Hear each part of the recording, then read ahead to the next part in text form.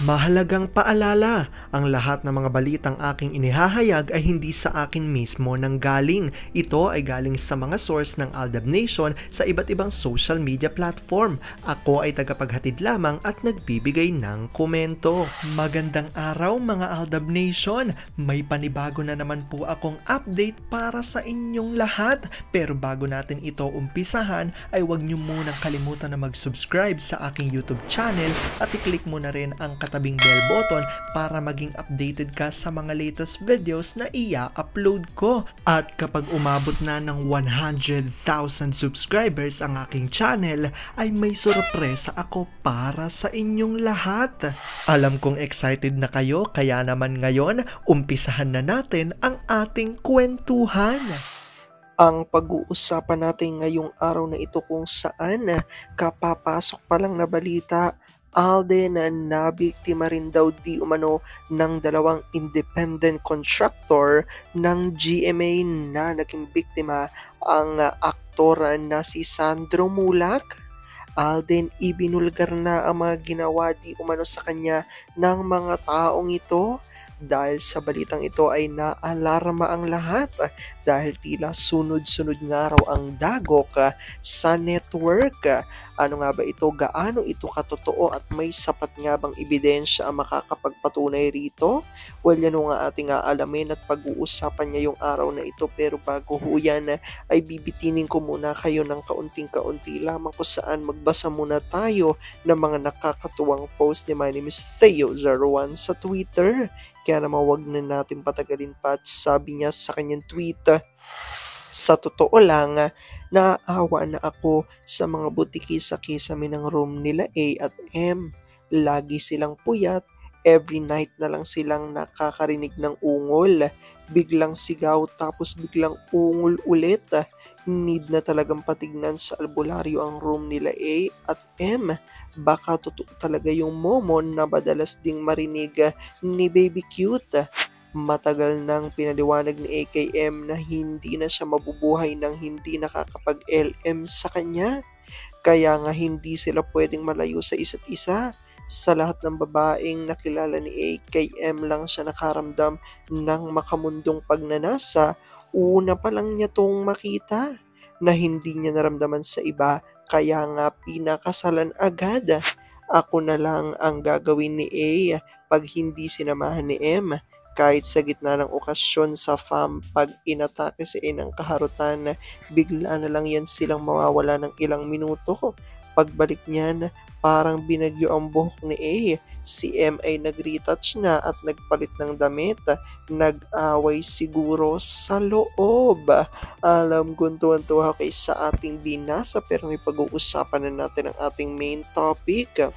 Oops! Wait lang, saglit lang to. May ipapaalala lang ako para sa mga bago pa lang sa aking channel. Huwag niyong kalimutan na mag-subscribe sa aking YouTube channel at i-click niyo na rin ang notification bell para lagi kayong updated sa mga latest videos na i-upload ko at para maging parte na rin kayo ng aking Fanatics channel family. Well, alam kong super excited na kayo sa ating kwentuhan, kaya naman dumako na tayo sa ating main topic. Gaano nga ba katotoo na ang dalawang independent contractor ng GMA na naging biktima si Sandro Mulak ay nabiktima rin daw si Alden? Alden, ibinulgar ang mga ginawa sa kanya di umano ng mga taong ito dahil sa balitang ito na tila sunod-sunod ang dagok sa network ay naaalarma ang lahat. Gaano nga ba ito katotoo at may sapat nga bang ebidensya makakapagpatunay rito? Well, yan ho ang ating aalamin at pag-uusapan ngayong araw na ito. Alam kong super excited na kayo, kaya naman wag na natin patagalin pa. Una-una na nga dyan muna ay galing nga dito sa tweet ni Pinocchio at ayon sa kanya, this year is brutal for GMA. They've got a single-digit ratings, falling income, and an alarming number of misconduct claims. Feels like yesterday when Angel Oxin left and they were trying to find a buyer in 2015, right? before Aldab gave them a boost. At ito nga ang kanyang nasabi dahil nga dito sa post na nagangalang Alt Ivana, dahil alam naman nating lahat, di ba, na ilang araw nga ay lumabas ang opisyal na statement o pahayag ng GMA Network, di ba, patungkol nga dito sa inirereklamo nga ng aktor na si Sandro Mulak na anak ng isang kilala at veteranong aktor na si Nino Mulak. Dahil nga dito sobrang sensitibo nga ng usaping ito dahil hindi ito basta-basta, dahil ang pinag-uusapan dito ay meron ng abusive, 'di ba, na ginawa dito nga sa aktor o sa sparkle artist ng GMA Network. Dahil alam naman natin na bago na nga ang pangalan sa kanilang mga artist. Dati GMA artist, ngayon niya sparkle artist. And ang isa nga sa sparkle artist nila na si Sandro Mulak ay nakaranas, 'di ba, ng pang-aabuso o harassment dito nga sa dalawang independent contractors ng GMA Network.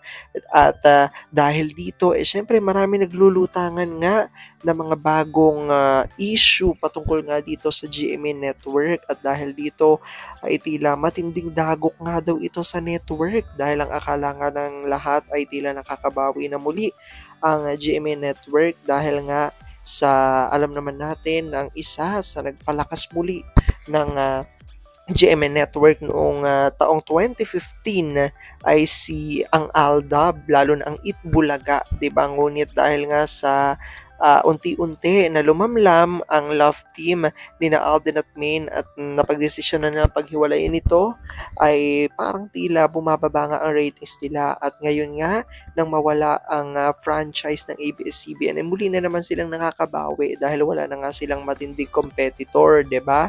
Dahil sabihin na natin na competitor nila ang TV5, ngunit hindi ganong kalakas ang TV5 dahil hindi pa ganong kalawak yung signal ng TV5 sa buong Pilipinas.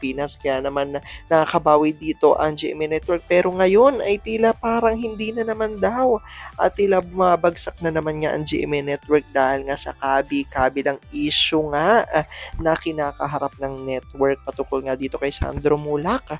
Ngunit may panibagong balita na naman at lumalawak na nga ang balita patungkol dito. Galing nga kay Larry 1973 at ayon dito, Dingdong Dantes at Alden Richards na biktima rin ng GMA Network executives na naging independent contractors, Jojo Nones at Richard Cruz. Hindi ba kayo nagtataka?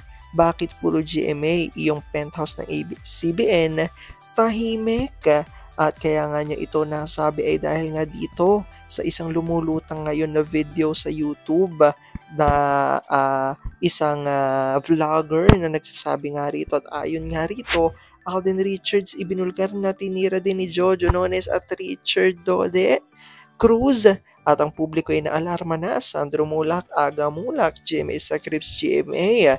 Ayan nga ang pahayag dito ng isang vlogger. Ngunit dito nga ay walang sapat na ebidensya, 'di ba? Ang ipinakita dito ng YouTube channel na ito ay salita lamang.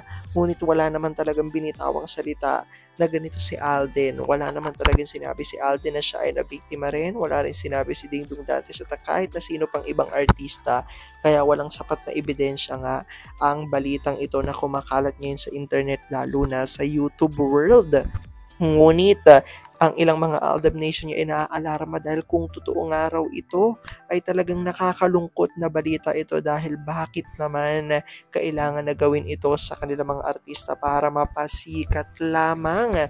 Ngunit syempre hanggang ngayon nga ay wala naman ito konfirmasyon at wala pang detalye patungkol dito, o wala pa naman talaga nilalabas sa statement sina Alden at Dingdong Dantes pa na nakalagay dito sa artikulo na ito na inilabas sa YouTube. Ngunit sabi nga natin, sana ay mabigyan ng hustisya kung sino man ang karapat dapat na mabigyan ng hustisya, 'di ba, sa pangyayaring ito, at sana hindi na rin ito mangyari pa sa iba't ibang mga artista o kahit na hindi artista, kahit na isang simpleng tao lamang, ay wala na sana mangyari mga ganitong pang-aabuso dahil hindi ito maganda, at sana masolusyonan na ito at ipag-pray din natin na makamit ng ang hustisya, 'di ba, ng tao na nagsasabi ng totoo patungkol patungkol nga sa mga issue na ito. Pero alam kong dahil dito marami sa inyo nalulungkot dahil sa kumalat niyang balita na ito. Ngunit papaalala ko sa inyo na ito po ay wala pang kumpirmasyon galing kay Alden at ito po ay wala pang sapat na ebidensya. Alam ko naman na lahat kayo ang hinihintay pa rin ay mga good vibes na balita patungkol kina Alden at Maine. Well, alam ko nga dahil dito marami pa rin sa inyo ang mas lalong kumakapit at naninindigan na Aldab Nature is real. Pero sabi nga natin na kahit na ano pa man ang maging desisyon ni na Alden at Maine sa kanilang buhay, karera at buhay pag-ibig ay kailangan natin sila supportan, kailangan natin itong tanggapin ng buong buo dahil yun ang kanilang deserve. At yan ang aking update for today's video. Maraming salamat sa panonood at pagtapos sa videong ito. Kung nakapag-subscribe ka na, welcome sa Fanatics Channel family. Kung hindi pa naman, huwag ka nang mahiya. Mag-subscribe ka na. Pindutin mo na yan. I-click mo na rin ang katabing bell button para makatanggap ka ng notification kapag may bagong update para sa iyo. Para naman sa parte na ng aking pamilya, punta lang sa aking channel at i-click ang videos para mapanood mo at malaman mo pa ang mga nakaka-good vibes at nakakakilig na fresh news about Maychard. Muli, ako ho ang inyong lingkod na patuloy na maghahatid ng good vibes every day. Thank you mga Aldab Nation. Ingat!